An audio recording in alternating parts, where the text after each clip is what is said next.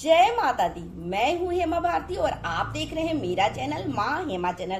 तो फ्रेंड्स, एक और नए वीडियो में बहुत बहुत स्वागत है आप सबका। उम्मीद करती हूँ कि आप सब स्वस्थ होंगे, मस्त होंगे और जहाँ कहीं भी होंगे बहुत खुश होंगे। और हमेशा की तरह माता रानी की कृपा से मैं भी बहुत खुश हूँ। तो चलिए फ्रेंड्स, इस वीडियो में जानते हैं कि अपने बढ़ते बच्चों को कैसे कंट्रोल करें। जो बच्चा आपका बिल्कुल नहीं सुन रहा है उसे हम कैसे रास्ते पर लाएं। चलिए सब कुछ जानेंगे इस वीडियो में। अगर आपके बच्चे बड़े हो रहे हैं तो आपके लिए ये बहुत ही लाभप्रद हो सकता है। तो इस वीडियो को जरूर देखें और अपने बढ़ते बच्चों को कंट्रोल करें। अगर आपको मेरा वीडियो अच्छा लगे तो लाइक शेयर कमेंट कर दीजिएगा। मेरे चैनल में नए हैं तो चैनल को सब्सक्राइब कर दीजिएगा, बेल आइकन प्रेस कर दीजिएगा ताकि मेरे वीडियो के नए नोटिफिकेशन सबसे पहले आप तक पहुंचे।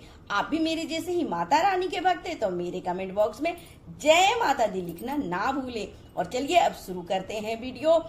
लेकिन वीडियो शुरू करने से पहले एक मैं रिक्वेस्ट करूंगी कि अगर आपको मेरे वीडियो में कोई त्रुटि या गलती दिखाई दे तो मुझे क्षमा कर दीजिएगा। अगर आपको कुछ अच्छा लगे तो उसे पकड़ लीजिएगा और जो अच्छा ना लगे उसे छोड़ दीजिएगा। तो चलिए शुरू करते हैं अब वीडियो और जानते हैं कि आज के समय में अपने बढ़ते हुए बच्चों को हम कैसे कंट्रोल करें।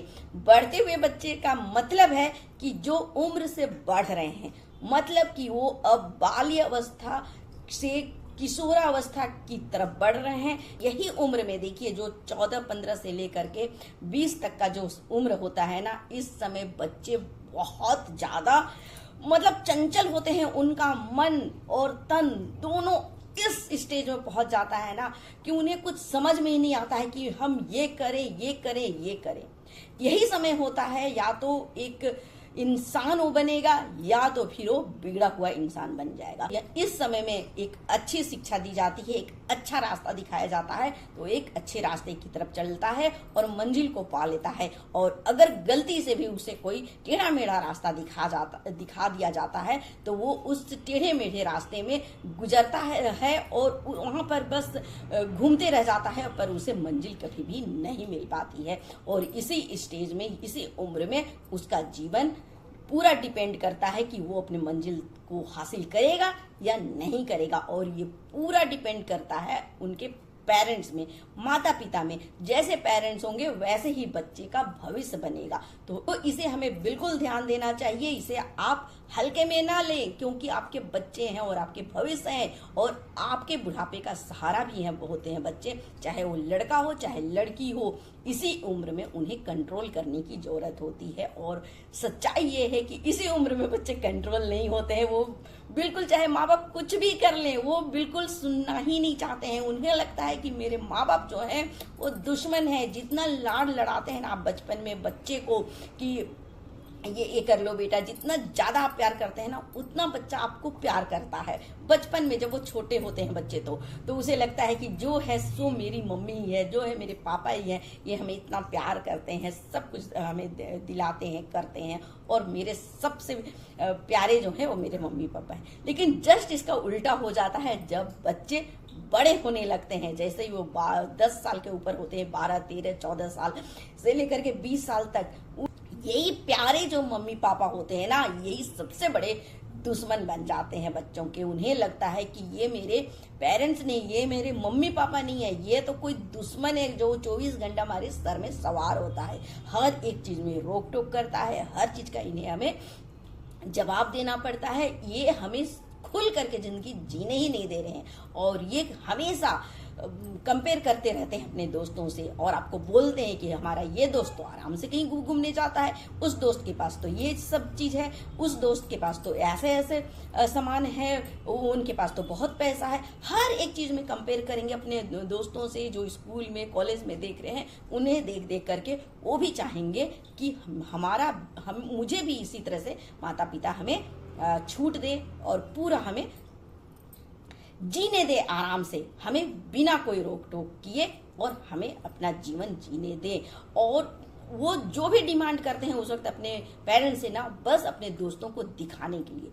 उस दोस्त के पास तो ये न्यू ड्रेस है तो मुझे भी ये न्यू ड्रेस पहनना है, वो दोस्त तो ये पार्टी किया था तो मुझे भी ऐसे ही पार्टी करना है, वो दोस्त तो अपने साथ घुमाने ले गया था तो मुझे भी घूमने जाना है। उन दोस्तों को ले करके अपने गांव या कहीं भी किसी भी शहर में, या फिर वे दोस्त तो अपने घर लेकर के गए थे तो मुझे भी अपने दोस्तों को अपने घर पे लेकर आना। मतलब वो सिर्फ अपने दोस्तों को दिखाने के लिए, उनके लिए ही सब कुछ करते हैं। और यही उम्र है जब उनका सब कुछ उनके दोस्त बन जाते हैं, उनके मित्र बन जाते हैं, उनके फ्रेंड बन जाते हैं। आप अब कुछ भी नहीं है, पेरेंट्स यहाँ पर बिल्कुल जीरो हो जाते हैं और उनका सर्वा सब कुछ हो जाते हैं उनके फ्रेंड। उनका जीना, उनका मरना, उनका उठना, उनका बैठना, उनका चलना, हर कुछ मतलब उनके फ्रेंड पर ही डिपेंड हुए करते हैं। उनका दोस्त से बढ़ के कुछ भी नहीं होता है और उनको लगता है कि जो भी है दोस्त के सहारे ही मेरा जिंदगी चल रहा है। सबसे अच्छा अगर कोई है मेरे जीवन में वो मेरा फ्रेंड ही है, जो हमें सुख दुख में साथ दे रहा है। पर उसे पता ही नहीं होता है कि ये फ्रेंड सुख दुख का साथी नहीं है, ये तो हमें बस दुख ही दुख देने वाला है, मेरा पूरा फ्यूचर बर्बाद करने वाला है दोस्त है। इसके चक्कर में ही मेरा फ्यूचर बर्बाद हो सकता है, इसे उसे ज्ञान ही नहीं होता है। तो ऐसे समय में माता पिता को क्या करना चाहिए? माता पिता को ज्यादा रोक टोक नहीं करना है। अगर वो कुछ करना चाह रहा है तो उसे करने दीजिए, तुरंत आप रोकिए टोकिए नहीं, उसे करने दीजिए। और समय समय पर उसे आप प्यार से बैठाएं और अपनी बातों को मत कहें, आप उसकी सुने। वो क्या कहना चाहता है, उसके मन में क्या चल रहा है, उसे किस चीज की जरूरत है, वो बैठ करके आराम से उसकी बातों को सुने। और सिर्फ आप मतलब माता है तो ही नहीं, उनके पिता को भी, बच्चों के पिता को भी इस बात को सुनना चाहिए। चाहे आपका गर्ल हो या बॉय हो, जो भी आपके बच्चे हैं, लड़का या लड़की, और दोनों पेरेंट्स को, चाहे लड़की है तो भी उनके पिता को सुनना चाहिए या लड़का है तो उनकी माता जी को सुनना चाहिए। दोनों पेरेंट्स बराबर के हकदार हैं अपने बच्चों से बात करने के लिए। ऐसा नहीं कि वो लड़का है तो सिर्फ उसके पिता ही सुनेंगे, या बेटी है, लड़की है तो उसकी सिर्फ माता जी ही बातें करेंगे। नहीं, दोनों पेरेंट्स को बातें करना चाहिए, उन्हें प्यार से बैठाना चाहिए और उसकी सुने। आप अपनी ही कहानी मत कहते रहिए। आपके तो बहुत काम है, बहुत सुख दुख है, आपको तो बहुत समस्याएं हैं, बहुत परेशानी है, ठीक है, लेकिन आप बच्चों की भी सुने, क्योंकि आप जो कुछ भी कर रहे हैं अपने बच्चों के लिए तो कर रहे हैं ना। और आप बच्चों को ही अगर खुश नहीं रख पाएंगे तो फिर आपका किया दिया सब बेकार है।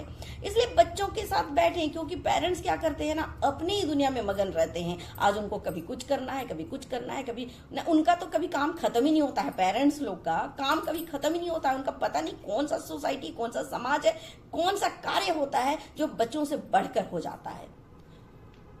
हर वक्त कुछ ना कुछ उनका रहता ही है समस्या। अरे सब कुछ छोड़िए, अभी आपके बच्चे बड़े हो रहे, आप बच्चों पर ध्यान दीजिए। जो भी काम कीजिए वो अपने बच्चों के लिए कीजिए। बच्चों को प्यार से बैठाइए, उनकी सुनिए और उनका देखिए कि वो क्या चाहते हैं, क्या चल रहा है उनके मस्तिष्क में, क्या उनके मन में चल रहा है, उन्हें क्या अच्छा लगता है, उस चीज को जानने की कोशिश कीजिए। और इस वक्त उसे जो पसंद है वही करने का कोशिश कीजिए। अगर वो सही कार्य कर रहा है तो उसे करने दे, उसे आप हिम्मत दे।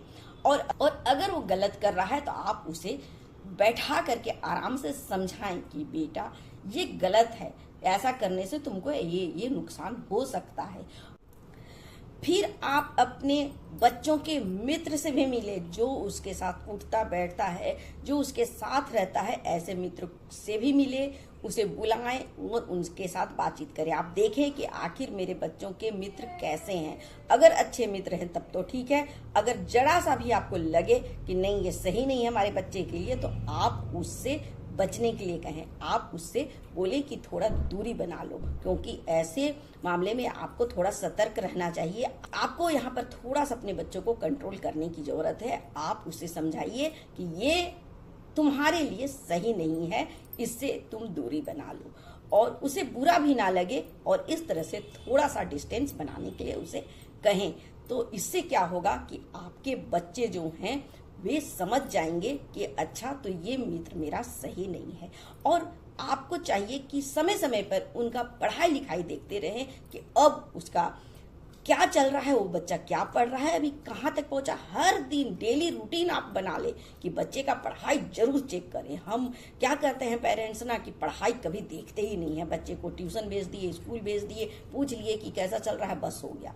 ऐसे काम नहीं चलेगा। आप उनके डेली रूटीन चेकअप करें। आप बिल्कुल उसका कॉपी किताब निकलवाएं और देखें कि वो आज क्या पढ़ा, क्या लिखा, क्या किया, इसके लिए आपको समय निकालना ही पड़ेगा। हर पेरेंट्स को, माता को भी और पिता को भी, और देखना ही पड़ेगा कि मेरा बच्चा क्या पढ़ रहा है। अगर वो नहीं पढ़ रहा है तो आप थोड़ा सा सख्ती से पेश आए और बोलें कि ये सब तुम पढ़ो और जल्दी कंप्लीट करो। इधर उधर ज़्यादा ध्यान देने से, उन्हें इधर उधर ज़्यादा समय बर्बाद करने से उन्हें रोके और पढ़ाई पर ध्यान दें। आप खुद से उन्हें पढ़ाएं और इंटरेस्ट जगह जगह करके पढ़ाएं और हर सब्जेक्ट पर ध्यान दें। हर सब्जेक्ट को इंटरेस्टिंग बनाने का कोशिश करें। तो इससे क्या होगा, बच्चे आपसे खुलेंगे, हर बातें आपसे करेंगे और पढ़ाई का भी जो मामला होगा वो सब कुछ आपके साथ शेयर करना शुरू करेंगे कि आज मैंने ये पढ़ा, ये याद किया, मम्मी थोड़ा ये पूछो, पापा थोड़ा ये पूछिए, मैं आपको सुनाऊंगा, मैं ऐसे लिख के दिखाऊंगा।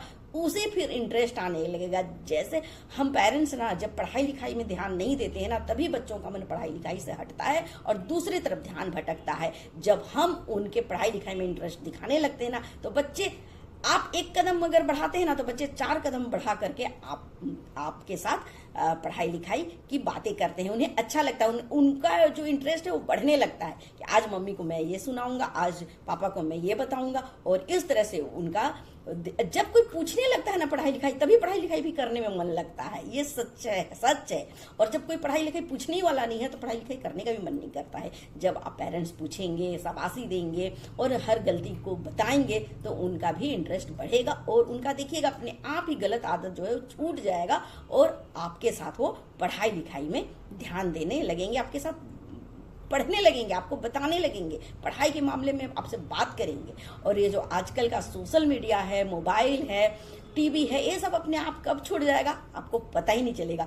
ये चीज जब तक आप बोलते रहेंगे कि मोबाइल मत छुओ, मोबाइल मत चलाओ, वो बच्चा उतना ही मोबाइल छुएगा, उतना ही मोबाइल चलाएगा, उतना ही सोशल मीडिया में वो रहेगा। और आप ये सब मत बोलिए और उसे एक अच्छे कार्य की तरफ ध्यान दिलाइए, पढ़ाई पे इंटरेस्ट जगाइए और भी अच्छे काम बताइए, हर कुछ बताइए। जो आपके घर का समस्या है उसे भी अपने बच्चों के साथ शेयर करें, उसकी समस्या को सुने। तो देखिएगा ये मोबाइल और जो टीवी है और ये सोशल मीडिया है, ये सब अपने आप ही चुटकी में कैसे बंद हो जाएगा आपको पता ही नहीं चलेगा और आपके बच्चे हो जाएंगे कंट्रोल और आपके बच्चों का भविष्य होगा उज्जवल और आपके बच्चे बहुत ही ज्यादा आपका नाम रोशन करेंगे। अगर आप अपना नाम रोशन करवाना चाहते हैं बच्चों से तो बच्चों को आज से ही कंट्रोल करना शुरू कर दें और हमेशा आपका बच्चा आगे ही बढ़ता रहे, यही उम्मीद करती हूँ। और इसी के साथ मैं अपना वीडियो अंत करती हूँ। अगले वीडियो में नए विषय के साथ फिर मिलती हूँ। तब तक के लिए मुझे आज्ञा दीजिए। जय माता दी।